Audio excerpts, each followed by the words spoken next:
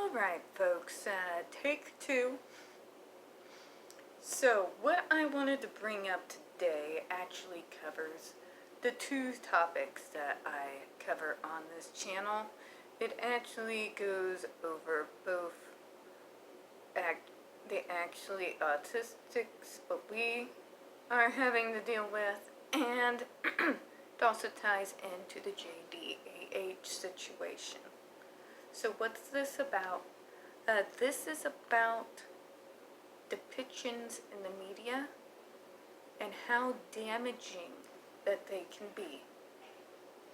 So we are going to start with the one that is basically the one I've been dealing with the longest as an autistic person who's been in the autism rights movement and disability rights movement for a little bit over 13 years. Now, where it all started for us, when things started to get bad, came about around the early 2000s when Autism Speaks put out a little video that's called Autism Every Day. Now, they long ago removed the video. I doubt if you searched it on YouTube that you would even be able to find it. But to get into a little bit about what that said and where the controversy from it even came from, I remember some snippets about, I am autism, I have your child, and it went on to elaborate about how it caused divorce, caused debt, caused misery to siblings. It was extremely dehumanizing. It turned autism into this monster boogeyman and completely dehumanized the person with the diagnosis. And even though they did remove that little infomercial, which that was used for fundraising for a cure, by the way, a lot of these things that are searching for an autism cure do still use a lot of tactics like that. The main thing is that depiction, though, still remains very much. Say hi to Brahma. He's my co-anchor. Well, he was if he wouldn't be so seepies. But anyway, essentially, it all started from that. And instead of, after the controversy, going ahead and changing how they did these types of commercials and got information about autism out there, they simply doubled down and just got real choosy with their wording. So, what you see in the media when it comes to us, more often than not, are either stereotypes or you're going to see the meltdowns. You're going to hear parents talking about how difficult their lives are battling against this thing. It's dehumanizing, and they focus on all the worst case scenarios.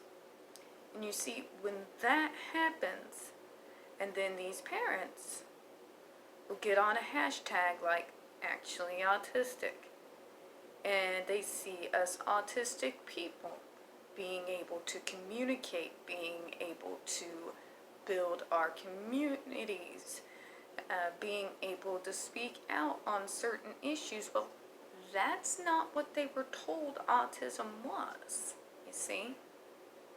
They were told that autism was the boogeyman that had robbed them of the opportunity to have a normal child, and that their child could never be A, B, or C. And this is so deeply embedded by the media, by outside sources, that they come to the conclusion that, well, these people must be lying. They must be internet autistics.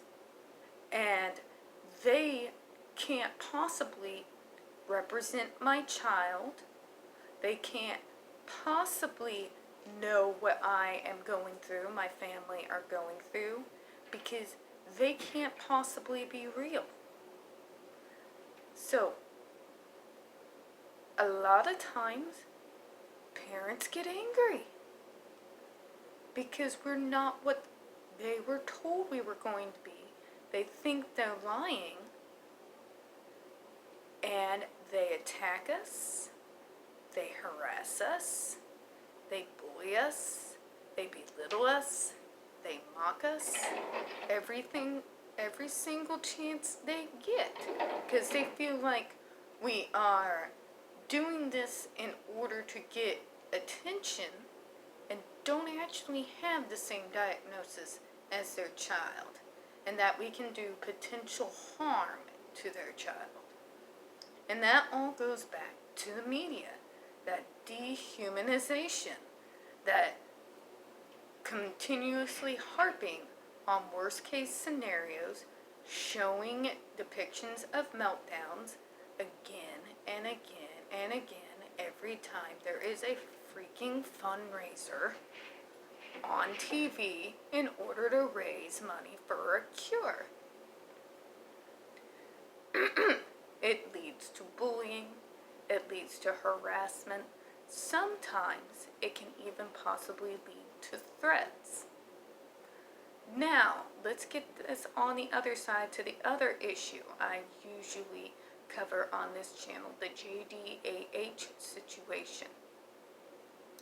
When the media doesn't do its job, when the media is more focused on that catchy headline that's going to get them more clicks, that's going to get them more viewers, because let's face it, a lot of folks like that dirty laundry.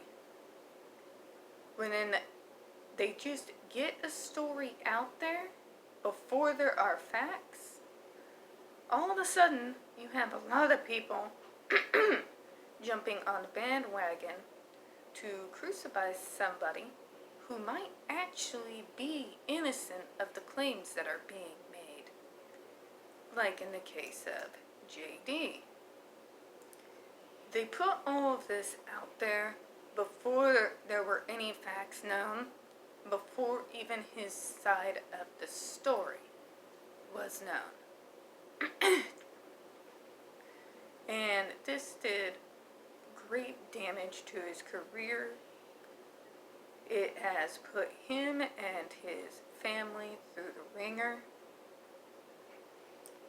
And what is even more disturbing about all of it, and we experience the same thing as autistics with the media, is that the narrative doesn't change in the mainstream media, even when new facts or new circumstances come to light. In regards to the actually autistic, about around 1994, it became known that autism was a lot more than just the simple classic Canner's autism that we all learned about during the 30s and 40s. That there is a wide spectrum out there, and that there are other people that seem just quirky. By the way, that's because, folks, most of us who are verbal had to learn the mask, and we had to learn the mask early. It's exhausting and draining, but we do it. But anyways, that's neither here nor there. New facts came to light. That there were others that didn't necessarily, in my case, I didn't have the speech delays. What I did was I would speak very early, but I would parrot in monotone everything back to what was being said to me. And I did that for my first few years of life, according to my aunt. People like me who are diagnosed with autism, because we are so different from what the media has depicted autism is, we came to light, but there was nothing really in the media about it when that discovery was made.